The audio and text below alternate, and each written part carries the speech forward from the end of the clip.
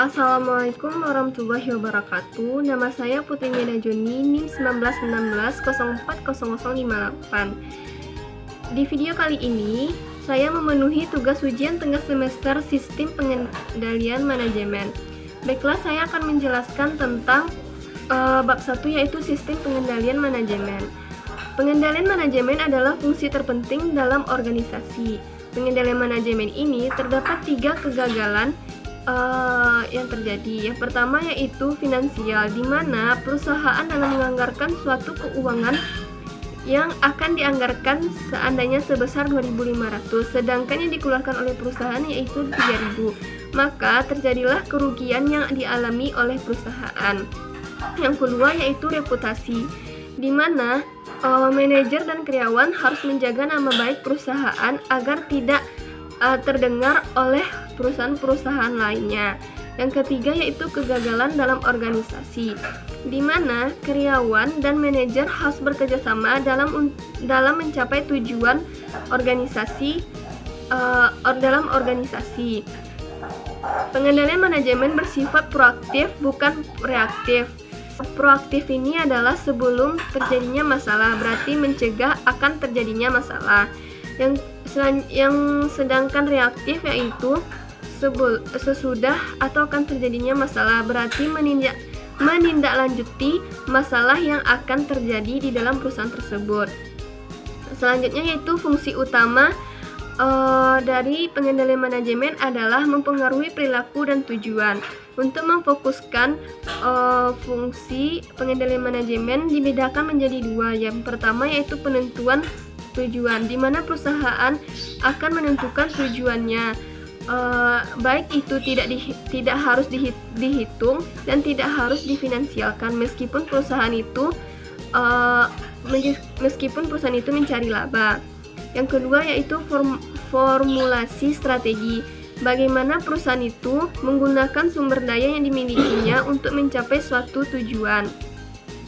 Selanjutnya yaitu pengendalian strategi dan pengendalian manajemen, di mana pengendalian strategi ini adalah suatu proses untuk merencanakan agar tercapainya suatu tujuan perusahaan. Yang kedua, sedangkan pengendalian manajemen yaitu suatu perusahaan untuk memanajemen atas keuangannya, untuk memanajemen keuangannya yang mempengaruhi pihak-pihak yang berkepentingan. Selanjutnya yaitu penyebab masalah pengendalian manajemen. Yang pertama yaitu pengurangnya perhatian, di mana kurangnya pengarahan, di mana kurangnya pengarahan ini atas pekerjaan dari karyawan, maka karyawan tidak mengetahui apa tujuan yang dilaksanakan oleh perusahaan tersebut. Yang kedua yaitu motivasi, di mana karyawan ini ingin mendapatkan support untuk saling menguatkan satu sama lain. Yang ketiga yaitu keterbatasan individu, di mana di sini kurangnya kemampuan, pelatihan, pengalaman, stamina, dan pengetahuan untuk mengerjakan tugas dari setiap karyawan ini. Selanjutnya yaitu ada 4 strategi yang menonjol untuk pencegahan pengendalian manajemen. Yang pertama yaitu penghilangan aktivitas, di mana manajer seringkali dapat menghindari masalah pengendalian yang berkaitan dengan entitas khusus atau aktivitas. Yang kedua yaitu otomatisasi, di mana otomatisasi ini bekerja sesuai dengan sistem untuk mengurangi pemaparan perusahaan pengendalian terhadap beberapa masalah yang terjadi di perusahaan.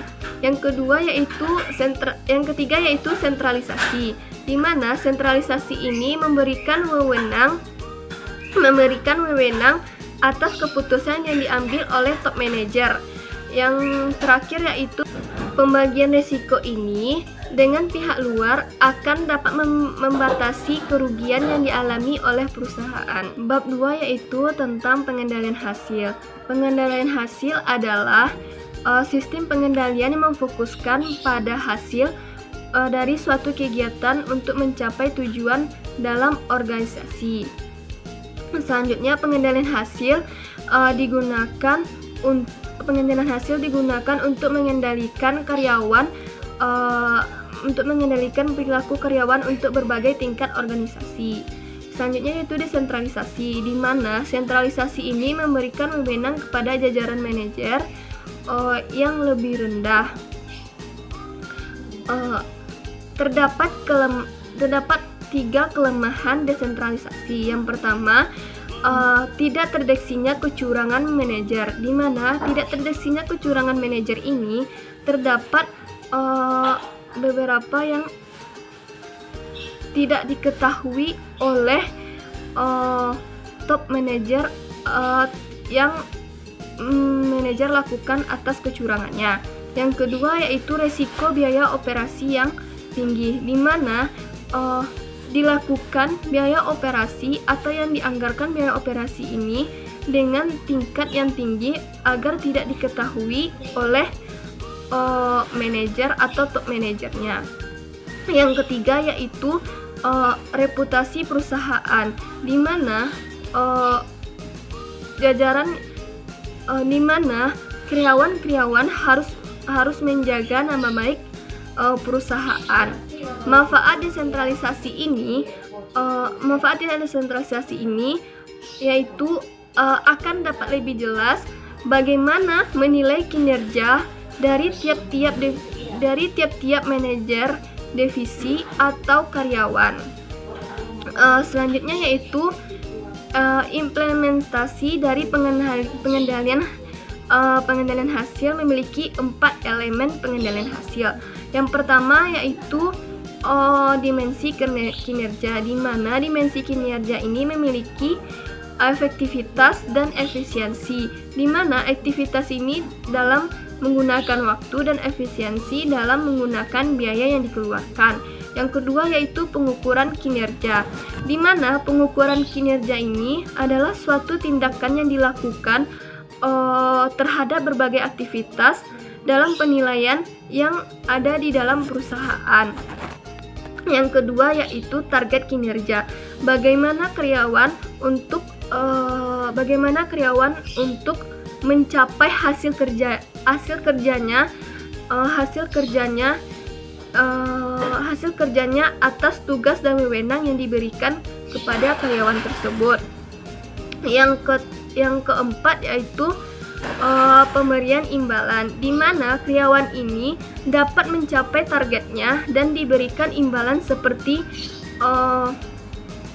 reward, promosi, diskon, diberikan bonus dan sebagainya.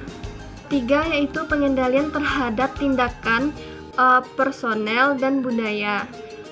Pertama yaitu pengendalian tindakan. Pengendalian tindakan ini adalah memastikan karyawan melakukan atau tidak melakukan suatu tindakan yang akan menguntungkan perusahaan atau merugikan perusahaan.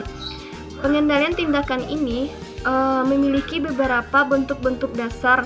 Yang pertama yaitu pembatasan perilaku, di mana pembatasan perilaku ini yaitu pembentukan tindakan yang dilakukan oleh perusahaan yang terkait hal-hal yang dibatasi oleh perusahaan dalam suatu pekerjaan dari karyawan tersebut. Yang kedua yaitu penilaian pratindakan, di mana penilaian pratindakan ini menilai terlebih dahulu karyawannya apakah layak untuk masuk di perusahaannya atau tidaknya. Maka diuji dulu karyawannya untuk melakukan tugas-tugasnya yang akan dilaksanakan di dalam perusahaan tersebut.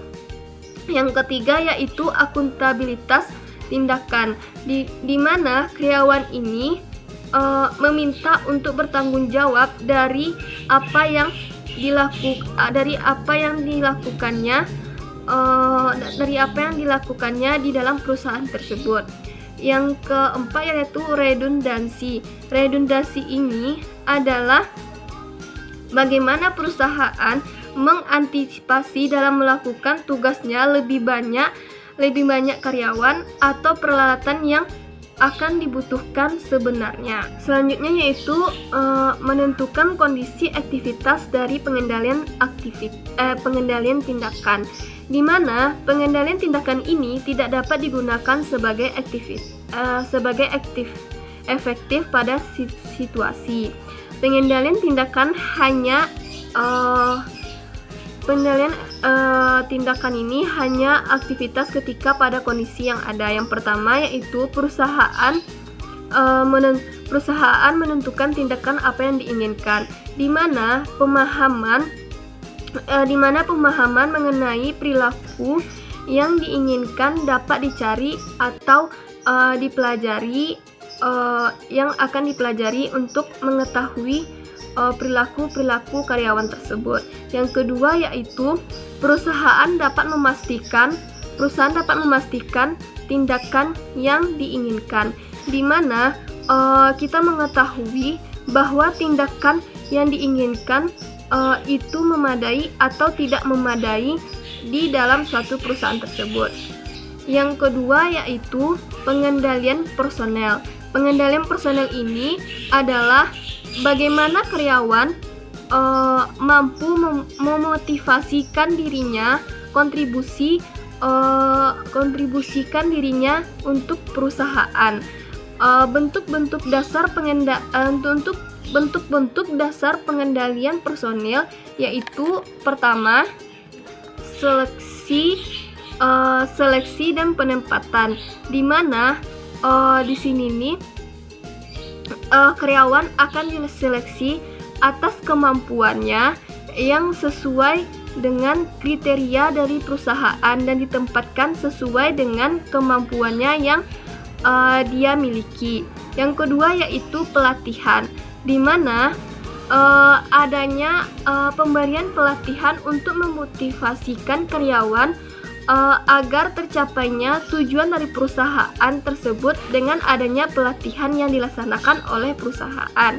Yang ketiga yaitu desain pekerjaan dan persediaan sumber daya yang dibutuhkan, di mana di sini nih karyawan akan dapat membantu bertindak tepat dalam memastikan pekerjaan yang akan dirancang untuk memungkinkan karyawan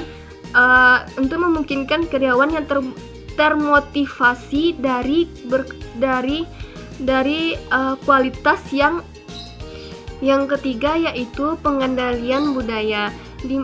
Pengendalian budaya ini adalah menciptakan untuk membentuk nilai norma ideologi untuk menyesuaikan dirinya dengan budaya yang ada di dalam suatu perusahaan tersebut.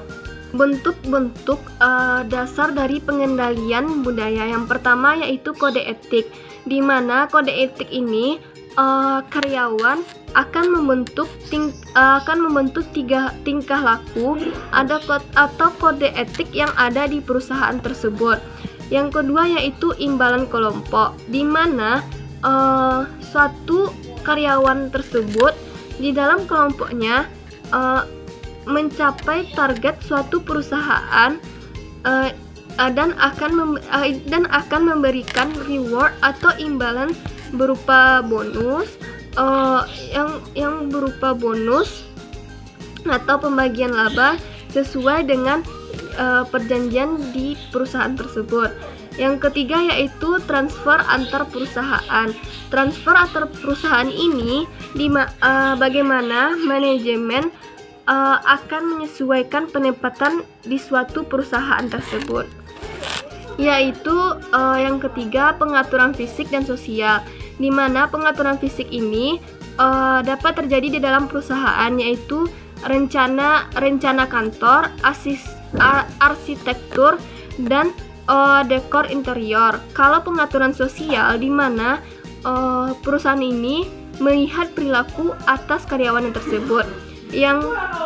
Kelima adalah tone and top, di mana pernyataan manajer harus konsisten dengan tipe adanya yang ada di perusahaan tersebut. Menentukan kondisi aktivitas pengendalian personil dan budaya. Pengendalian personil dan pengendalian budaya ini memiliki keunggulan yang khas dibandingkan pengendalian hasil dan pengendalian tindakan. Pengendalian ini dapat digunakan pada hampir semua kondisi sampai batas tertentu. Biayanya seringkali lebih rendah, kali lebih rendah dibandingkan bentuk-bentuk pengendalian yang lebih menonjol. Dan pengendalian personel atau pengendalian budaya ini mungkin menimbulkan efek samping akan mendapatkan kerugian lebih sedikit. Bab selanjutnya, bab keempat, yaitu ketatnya sistem pengendalian. Pertama yaitu pengendalian hasil. Tujuan utamanya adalah hasilnya untuk memperketat pengendalian hasil. Kalau tidak tercapainya suatu target, maka tidak akan diberikan reward. Jika tercapainya suatu target atau hasil oleh karyawan, maka diberikan reward kepadanya. Yang kedua yaitu pengendalian tindakan. Pengendalian tindakan ini tujuan utamanya adalah hasilnya untuk memperketat pengendalian tindakan seperti bertanggung jawab atas apa yang dilakukannya dalam mempresentasikannya. Yang pertama yaitu redundansi. Redundansi ini hasil ketatnya seperti peralatan yang digunakan peralatan yang digunakan akan melebihi suatu tenaga kerja dari karyawan, maka peralatan ini harus ditanggungjawabkan dan dijaga baik oleh karyawannya. Yang kedua yaitu pembatasan perilaku, di mana pembatasan perilaku ini untuk hasil memperketatnya yaitu karyawan dalam kedudukannya tinggi akan membuat keputusan reliable daripada karyawan yang kedudukannya lebih rendah. Selanjutnya yaitu penilaian pratindakan. Untuk hasil memperketatnya yaitu penilaian pratindakan. Hasil untuk memperketatnya pada bagian yang melibatkan alokasi sumber daya yang sangat besar, karena banyak investasi yang mudah dibatalkan dan dapat menempatkan keberhasilan atau kegagalan di dalam suatu perusahaan tersebut. Selanjutnya yaitu akuntabilitas tindakan, di mana untuk memperketatnya tindakan harus sesuai dengan spesifik dan dikomunikasikan dengan baik dan lengkap agar suatu akuntabilitas itu dapat dipertanggungjawabkan oleh karyawan yang diutus untuk yang akan dipertanggungjawabkan. Selanjutnya yang ketiga yaitu pengendalian personel. Pengendalian personel ini yaitu dapat memperketat seleksi dan penempatan, di mana karyawan itu benar-benar melakukan seleksi yang benar-benar diuji oleh perusahaan tersebut, dan penempatannya sesuai dengan seleksi yang dilakukan oleh perusahaannya yang akan memiliki potensi untuk yang ditempatkan sesuai dengan keahliannya tersebut. Selanjutnya yaitu pelatihan, di mana cara memperketatannya, apakah setelah pelatihan dia memberikan perubahan atau tidak memberikan perubahan bagi perusahaan tersebut. Yang ketiga yaitu desain pekerjaan dan resourcing, yaitu cara memperketatkannya. Apakah adanya jam kerja yang dilakukan oleh karyawan atau standarisasi pekerjaan yang ada di perusahaan tersebut. Pengendalian budaya, yaitu terdapat yang pertama kode etik. Cara memperketatnya bagaimana kita mengetahui perilaku suatu karyawan itu, apakah dia berperilaku baik bagi perusahaan atau malah merugi suatu perusahaan. Maka dari itu dapat kita seleksi untuk kode etik dari tingkah laku karyawan tersebut. Yang kedua yaitu imbalan kelompok, di mana imbalan kelompok ini cara memperketatnya, apakah karyawan tersebut akan mencapai suatu target dari hasil kerjanya. Maka dari itu cara memperketatnya, kita akan memberikan bonus atau imbalan seperti diskon, promosi, atau reward yang akan diberikan kepada karyawan yang akan mencapai target tersebut. Yang ketiga yaitu transfer antar perusahaan, di mana transfer antar perusahaan ini karyawan dapat termotivasi atas cara kerja perusahaan atas kerja antar perusahaan yang dilakukan. Cara memperketatnya akan diberikan kepada karyawan, memotivasikan dirinya dalam melakukan transfer antar perusahaan. Yang keempat yaitu pengaturan fisik dan sosial. Cara memperketatnya yaitu dalam pengaturan fisik yaitu bagaimana suatu perusahaan itu akan merencanakan perusahaannya yang lebih ke depannya. Dan pengaturan sosialnya, bagaimana karyawan itu dapat berkomunikasi baik untuk menjalin hubungan di perusahaan lainnya. Cara memperketatnya yang selanjutnya itu tone and the top, di mana karyawan ini cara memperketatnya yaitu tone and the top, bagaimana manajer melakukan yang terbaik bagi perusahaannya agar perusahaan itu dapat menguntungkan bagaimana manajer mendapatkan keuntungan untuk perusahaannya tersebut. Jadi kesimpulannya, pengendalian yang baik itu akan mendapatkan probabilitas peluang untuk meningkatkan tercapainya tujuan perusahaan, dan akan mendapatkan resiko karena tidak tercapainya pada tujuan perusahaan tersebut. Selanjutnya yaitu bab 5, biaya sistem pengendalian. Biaya sistem pengendalian ini ada dua, biaya langsung dan biaya tidak langsung.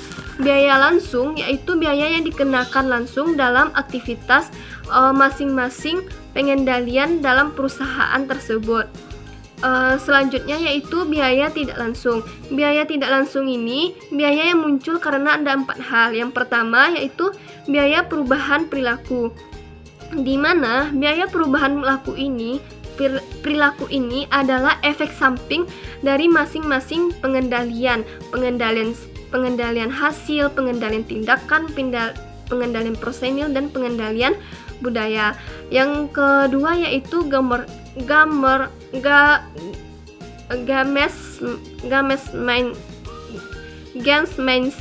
gamesmanship ini terdapat dua, yaitu penciptaan slang, yaitu konsumsi yang melebihi apa yang dibutuhkan. Yang kedua yaitu manipulasi data, di mana di sini akan merubah data. Gamesmanship ini adalah seseorang yang bekerja tanpa menghasilkan pengaruh ekonomis bagi perusahaan yang positif terhadap perusahaan tersebut. Yang ketiga yaitu perilaku negatif. Perilaku negatif di sini adalah hal-hal yang tidak sesuai dengan menilainya atas perusahaan. Yang terakhir yaitu penundaan pekerjaan, di mana karyawan sering menunda-nunda pekerjaannya. Selagi ada waktu yang kosong, maka karyawan tersebut akan menunda-nunda pekerjaannya, dan akan terjadi pula menimbulkan biaya-biaya yang disebabkan oleh karyawan dalam penundaan pekerjaannya. Mungkin hanya sekian penjelasan dari saya. Sekian, terima kasih. Wassalamualaikum warahmatullahi wabarakatuh.